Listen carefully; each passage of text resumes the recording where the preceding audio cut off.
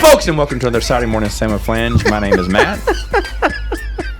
I don't know if I was ready for that, much less the audience. My name is Benjamin. Well, and I'm back on the show. Are you ready for this? I am. The kids were, not my kids, but other kids were messing with us. They have touched your control board. Turning the garden hose out on them.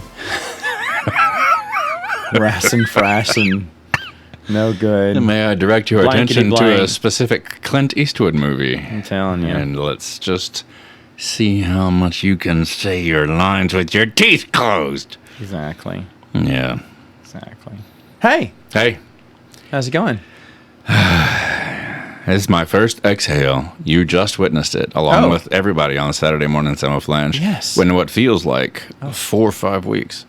Nice. Directing a play is hard. Yes. Yes. It is. Is that what we're here to talk about today?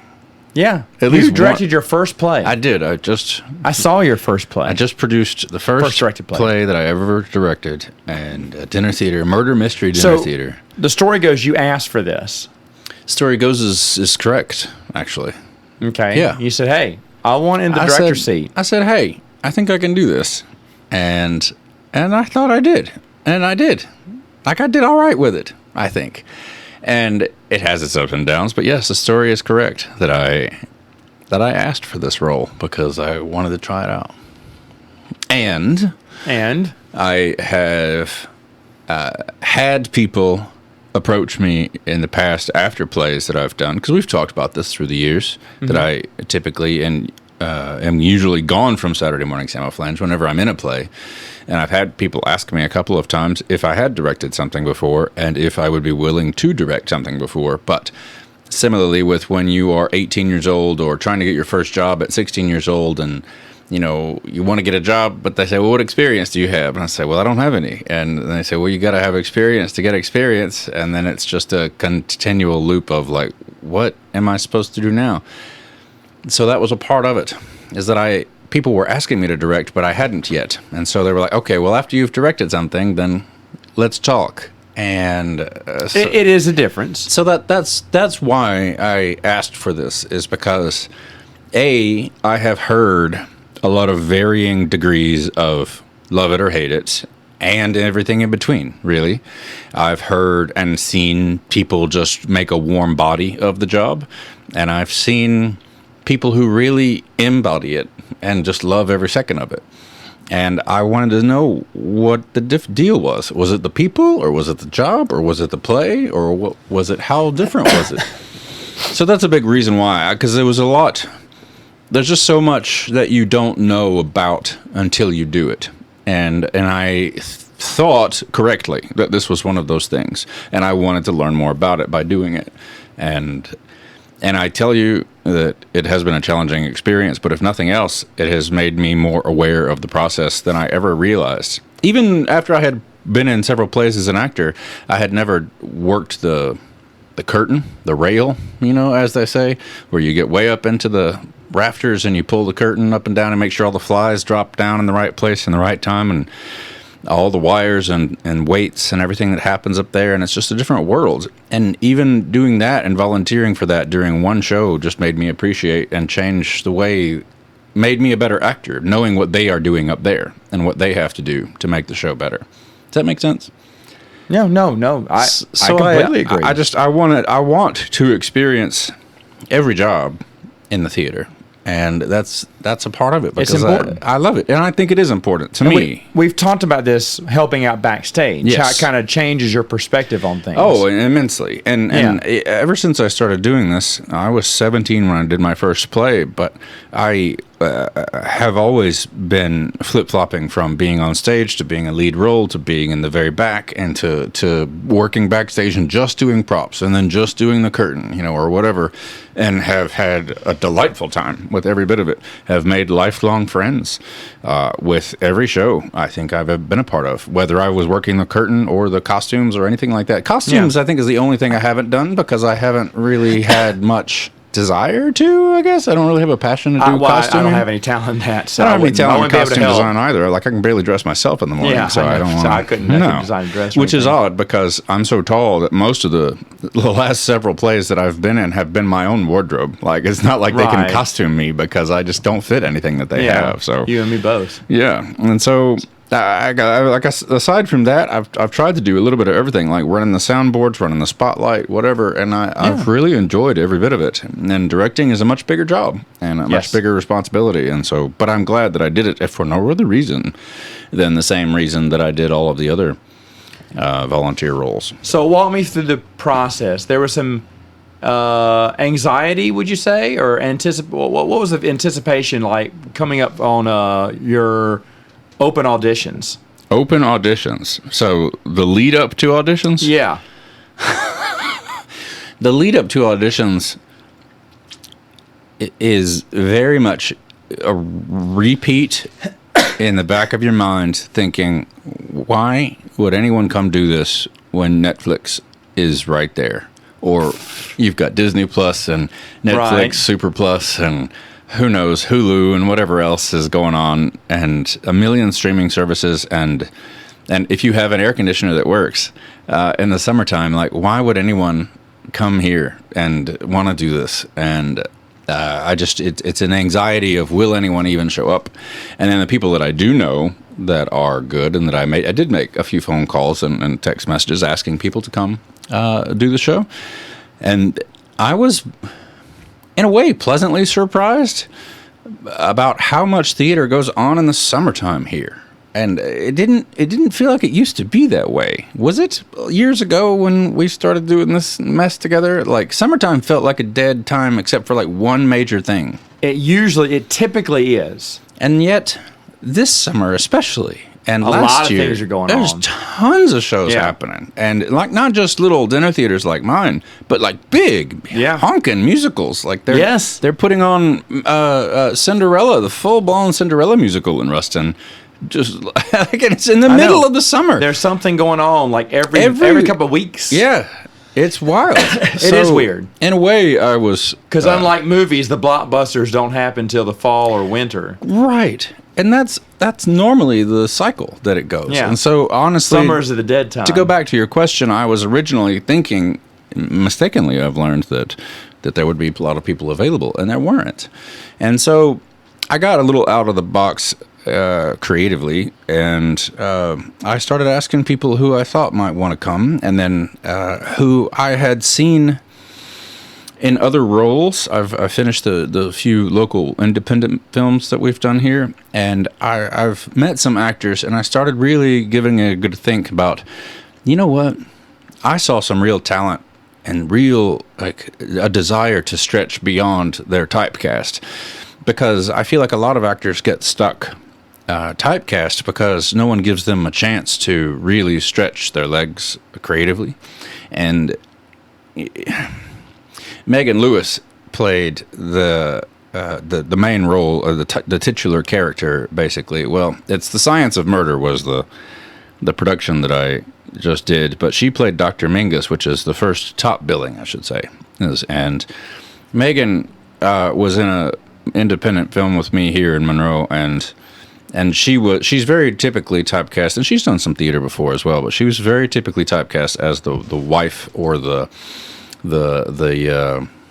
spouse of the typical I don't know, what's the word? I don't want to say fairy tale, stereotypical wife of another character kind of thing. Like, no real lead breakout roles, it's kind of supporting roles, kind of wife roles and everything else. And then Megan had some bad writing to get around acting wise, and I could see that she was doing so much more with lines that weren't very good, and the writing was just there because they wanted to make the movie, and the movie got made, and the movie was fine, and the writing was kind of subpar, but Megan was really giving it life. And we didn't have any rehearsals when we did this movie. Like, there was no like unfortunately, a lot of our scenes that ended up in the movie were just ad-lib because they were like, hey, what if you said this and did that? And I was like, okay, wait a minute. You gave me a few months to learn the lines, and I learned my character and who he is, and now you just want to drop in this whole scene that literally changes the background of the character, and I need a minute. Like, let me think about it for a minute first. And they say, well, what you been talking about? You've been ad-libbing stuff for this whole time we've been doing this movie. And it's like, yeah, because it didn't change the character. That's right. Like I knew the character that you wrote. I'm talking to the writer/director in this conversation. And so Megan, I saw, she took writing that I was surprised watching, because I would stay by and watch her film her scenes the scenes that we didn't have much together personally, like each other back and forth, but I would watch her scenes or help out with the production in some way. And I saw her do things with the lines that I was like, oh wow, that was a good choice. Like she really had a good stretch. And then so I reached out to her because, she's been going through a rough time, if not the worst time lately. And I just said, hey, in case you want something else to do, I just wanted to tell you that you were terrific on set. Because I never got a chance to tell her that, without it being weird. I didn't want to come up to her and tell her, hey, that was great. Because we were just trying to get the movie made. And we didn't really talk much after that was done, but I did reach out to her just to say that I wanted to tell you how good that was. And I thought that I have a character that you might be interested in, because it would be a big stretch from what typically you might get cast in, and from what we had talked about before. And she said, yeah, absolutely, I can come read, if nothing else, because sometimes actors just like to audition to keep their, keep limber, or to stay loose, because auditioning is a whole other gamble. It's totally different, yeah. And there are actors that audition well and just are terrible actors, and then the vice versa. You have terrific actors who can't audition for anything. So auditioning is fun, but terrifying and awful at the same time, but it's still really exciting. It's very good to do. So I asked her to come do it, and she did. Ended up crushing it. Like, really showed up and blew us away. Like, I was really surprised at what she did. It's nice to see things like that. It was the most delightful part of auditions, I think, was seeing her show up, and I just expected her to come read. I really didn't expect to cast her, and then she dominated it. And I love when no that one happens. else, Or when you think you have, this person be this person, this person be this person. Yeah. But then it doesn't turn out that way, because you're thinking, wow. Absolutely. And we got into the room, and then I ended up having callbacks, because that's not typically the norm for dinner theater. A lot of times dinner theaters are small enough you can precast them and not have to have auditions. Yeah. And I ended up having a callback audition, and I brought her back, and then like we started with her and several others, and then there's 8 people in the show. But she did the first take, and then they started the next one, and I pulled her aside, and I was like, okay, listen, you're really good at this, and I think you've really got an understanding of what you want to do with this character. I know that before, when we were talking on the phone, like, we just said, just come read and see if you can, give you something to do to think about something else for a while.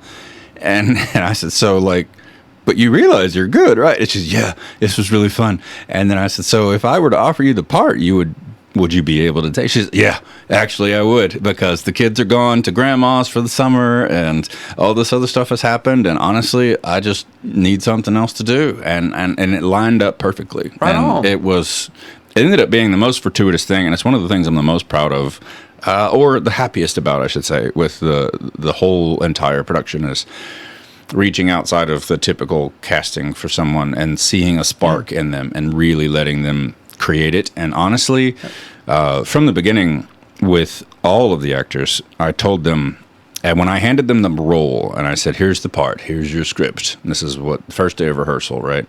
I said, you are now the expert on this character. My job is to create a good show. My job is to tell the story.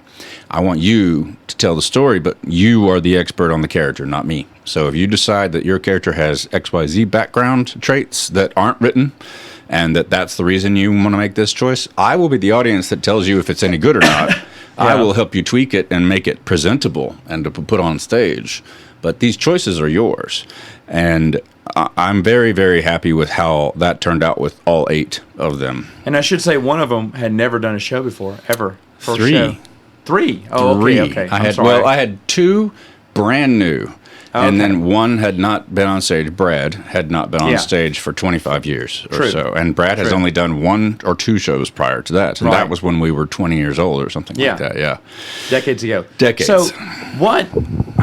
Twofold question here. During rehearsals. Yes. I mean, during rehearsal. We're on rehearsals now. What surprised you about rehearsals, and what was the hardest thing? What surprised me was how much people didn't work on their lines outside of rehearsal time.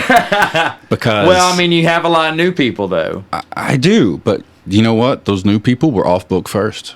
Oh, And really? They were in it, absolutely Oh, in wow, it. Yes, wow, I okay. sold them on doing it with me, and they did Okay, it. good. I had a good mix of brand new and a good mix of veterans, and truthfully, the brand new bought into my idea and what I was trying to create, and I had a vision for everybody. I sat everybody down one-on-one in the first week, and I said, here's what I want to do, and there's the story I want to tell. If you have any problem with this show, it's called Getting the Agreement. If you have any problem with the show, if you have a problem with another actor, if you have a problem with the script, if you have a problem with your costume, if you have a problem with me, especially if you have a problem with me, I need you to bring it to me. Not anybody else. Don't talk about another actor. If somebody's giving you crap, don't give them crap back. Like, give it to me. Let me handle it. And I will, at every possible opportunity, and I will fix whatever the problem is to the best of my ability. The agreement that I need from you is, I need you to bring this to me and only to me, and bring it to me in private. And if you can do that, then I will go to bat for you under any circumstance for anything whatsoever. And I've got your back on it. It just has to be one-on-one with me in private. So I talked to all of them. I pulled everybody aside for 2 minutes to basically tell them that and look them in the eye and say, this is the story I'm going to tell. If we have any issues, we'll solve it together. And so my new actors took that to heart. And yeah, by gosh, they were the first ones off book. They were the first ones making. They don't even know what making a choice means. Like in theater, if you make a choice, you can have a line that's written and you can choose to make it sad, emphatic. You can be like, I had a terrible day and I'm going to use this as my character today. But you make a choice. Any choice is better than no choice, because just reading the lines out and on a stage is bad theater, because like anybody can do that and no one cares and there's no life behind it. But if you make a choice, usually the bigger the better, or the worse the better, because, you know, we pay a lot of money to see people in bad situations. Like other things, we want to see bad things happen to other people, not to us, you know. Exactly. And not people we care about, but we will pay a lot of money to watch other people go through it. It's really kind of psychotic the way humans go through that, but it's theater. And they were the first ones to make a choice before they even knew what they were doing. And I gave them the vernacular. I taught them what turn out means. You know, like they didn't even know how not to hide their faces when they said their lines. They were treating it as if there was a movie camera on set with them, on stage with them, and that somehow the audience was magically going to hear their lines that they were saying to the other person's face very clearly, like this. And I'm like, that's great, but no one's going to hear you, unfortunately. So here's what we're going to do. Keep what you're doing. Crank it up 10 levels of volume, and then I'm going to put your face right here, and then now do it again, but stay at that volume, and then let's try it. And then they did it, and they figured it out, and it clicked.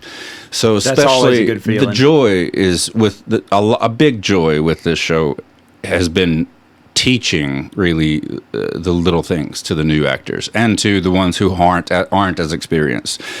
Also, even if you've done a lot of stage theater, dinner theater is an entirely different world. That's true. And it's a different type of turning out. There is no technically upstage or downstage. There's nothing like that. The room is all around you. Yeah. The audience is all around you, and the audience is much more interactive.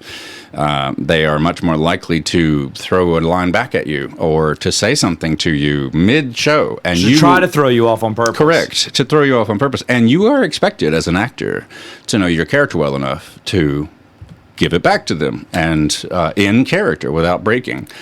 And that's more difficult for some than it is for others. What I like most is that the new actors that I'm talking about, Lily and Richard and Brad, they all were very aware of who their character was.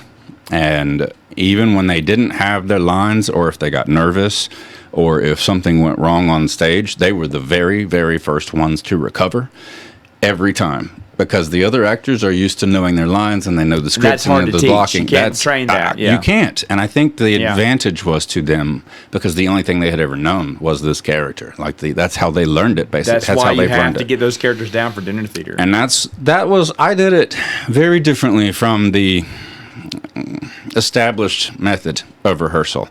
And it ruffled some feathers, and there were a lot of people that were looking at it and questioning me and saying, I don't know if this is really going to work, because normally we have a table read, and then we do, we just read through the script a few times, and then we get up on stage, and then we put a little blocking on it, then we put some costumes on, and then we do some makeup, and then we just run it over and over and over again with repetition until it's just up and ready to go. And I'm like, yeah, I know. And the last show was god awful. Like just the theater that works like that is bad. It's formulaic. It's like watching Star Wars Disney now. It's just terrible. Exactly. You can't get through it because it doesn't have heart. So from the very beginning, because of the odd summer schedule, we had to work our rehearsal schedules differently too. So this show was 8 people, but a lot of relationships, like couples. When I say couples, I don't mean like romantic couples, but you had a pair of people and a pair and a pair and a pair, and these 2 people were always together. If one was on stage, the other one was always on stage. They always came in together and left together. Right. So I started rehearsing that way. And then for the table read, I hate table reads, which is basically you're supposed to just get around a table and read the whole script. I stopped doing them. You did? I stopped doing them the last one. Remember, we didn't do one. No, we didn't do a table read. You're right. We didn't. I said it's just pointless. It is pointless. Yeah. And so what I did is I said, everybody come to the first day of rehearsal, and I want your first 2 lines memorized. So I made everyone get up, and they said their first 2 lines, and then I said, all right, now keep going. And they were like, what? And they didn't have the 3rd line memorized. And I said, that's the reason I wanted you to do this. I want you to feel the difference between your first line memorized, your second line memorized, and that 3rd one. And then that hiccup hit in your throat and your stomach, and you felt how bad that was when I told you to keep going. And that's what I wanted to implant in them right away. So really quickly, within the first 15 minutes of being there, everyone got up. They said their first 2 lines, and then their 3rd one. And then we all went bowling at Surge. And I rented out 2 lanes, and then we just bowled. And then we read the rest of the script, but it got it a little too loud, and so all we did was right there in the first rehearsal, we just got in character. And I said, no one can put your name on the bowling thing. You have to put your character's name up there. So literally, we started fleshing out our characters at the table read because they were forced to do it. They had to bowl in character. Yeah. And I said, it doesn't matter if this is a character you keep forever. This is just an exercise in picking something and just sticking with it and doing a choice. So you're up there quote unquote performing for people when you're bowling. You're the one up there. And you got your back turned. You can't see what anybody's doing, and everybody's got their eyes on you if it's 10th frame or whatever. It's a little bit like acting. And so that's what we did, and it ended up being a huge success. We got pizza, had a good time, and awesome. And it was wonderful. It was a great bonding. We got a lot of the bonding at the very beginning, right at the beginning, and way better than any table read would have ever done. And so. So I just started all right, go home, learn your lines. And then I actually employed the Matt Wilkins scheduling method. I said, we're going to do Monday through Thursday and 6:30 to 8:30 and, just a couple hours, and then go home and learn your lines on the weekend. The mistake was they aren't going to learn their lines at home. And I have also learned, to my knowledge now, some actors just can't learn lines like that, and they insist and need to be on stage or in the space to learn their lines. I don't know if it's different methods for different strokes for different folks, but it's where you want to make the time. You have the time. That is also you need true. to make it. That's true for me. One of the things that I do is I give my speech about respecting. I didn't do it for the last cast because the cast I had on this upcoming one that didn't make was just so professional. Yeah, you didn't. I didn't feel like do it. But most an MVP times list. I give a thing. I said, "Hey, respect your cast members. Show up on time. If you don't show up on time, you're not respecting your cast members." That was something I did at 6:30 on the dot. I started rehearsal, whether anybody was there or not. We started because I tell them I'm going to respect your time, so you respect everyone else's time. Right. And they also said respect your fellow actors and memorize your lines. Yep. If you don't, I said now you don't do this. This is me. This is what I do. But I say I'll cut you. And not mean I'm going to cut him with a knife. I'm going to cut him from the show. I'm going to cut you from the show. And I've done that. Yeah. I've done that and I called the guy and said, hey, I'm cutting you from the show. You're late, you don't know your lines, and you're disrespecting your actors. I said, so I'm sorry, but I told you this would happen. You got to go. Interesting. And then brought someone else in. And I told the other actors, hey, guys, I cut someone, and guess what? They didn't care. After I did that, no, everyone else learned the rest of their lines They too. learned their lines quick, huh? I mean, I basically just threw them out the air blip and said, no ticket. Oh, I wish so much that the new Indiana Jones had that kind of life. I'm telling you. Hello, ladies. All right, slight interruption by the girls who ran in. Happens. You had an MVP group of people that you already knew you could depend on for that. So I didn't give the speech I made the mistake of treating these actors that I had that way, and that was the mistake I learned from. That's every director. It's a lesson learned, is all it is. Like, I cannot trust actors unless it is the people who I've worked with and know, and it makes a lot more sense why Tim Burton always works with Johnny Depp and Helena Bonham Carter and Danny Elfman. You work with people who you know are dependable. They know exactly what they're going to get, and there's so much pressure and stress on those big Hollywood productions that how could they not? True. So, last question here. What did you feel like for that first performance? What's the feeling now? It's still sinking in, to be honest, because we've only had one weekend. Right. You're still halfway, as of this podcast, you're still halfway through the show. And I have a unique experience still ongoing, and I'll tell you what it is, and that's why I can't quite answer that question yet. I will answer it, but my actors are the ones pinging me about having a pickup rehearsal. They want to have a get-together because they have bonded, and they want to work on a scene or keep their lines fresh for the next weekend of performances. That's good. And that I have never experienced before. I've never had that Not since either. I was a kid was I anxious and eager to have a pickup rehearsal and a want to rehearse more. In this case, we had a very weird, truncated schedule. We had to work around the holiday. We had to work around summer stuff going on. Understandable. And so the show just barely came together right before show day. It always does, but it barely came together. And there's a lot more I think that can be done with it, and I think the actors know that too. And they don't want to leave anything on the table for this last weekend. And I really think that the show that you saw, opening night, will be very different from the one that closes it. I really believe that. And it's because of them. It's not because of me. I'm not putting my fingers in it and changing things. It's because they want to be better at it, and they know that they could be better at it. And I feel like they left some stuff on the table this weekend that they knew that it was there, and it was just out of reach because we hadn't had enough time together and to work it together. So, truthfully, the hardest thing about the entire experience was getting to 2 days before and being forced to not direct it anymore, and basically being pushed away from changing it. And there were so many things that I was just grinding my teeth and biting my nails in the other room because I had to walk away. Like, I had to walk out of rehearsal. I couldn't watch it because I was so anxious to change more, but they needed to just run the show. Right. And I was going crazy in the other room, and I hated it. And so that feeling didn't really leave until the second performance. And it wasn't until midway through the second performance, which was, you saw the first one, the second performance, I immediately realized that I was much more relaxed. I was much more calm and at ease, and I felt the show had found its feet for the first time. And you saw opening night, and it was good. It wasn't triumphant like I wanted it to be, but it was better than average, I think. I feel like it was a good show. It was fun, and everybody had a good time. No one in that room will say it was bad, I don't think.